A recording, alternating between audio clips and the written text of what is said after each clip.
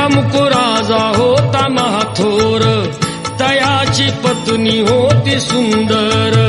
नदी किनारी एकदा त्यांनी घातली महापूजा दोघांनी.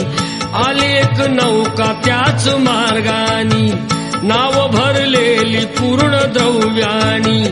होती व्यापारी साधू बाण्याची, रीत पाहण्यास आला पूजनाची. उल्कामुकू त्यास बोले ऐकावे, व्रत नारायणाचे आचरावे. मनोइच्छित फळ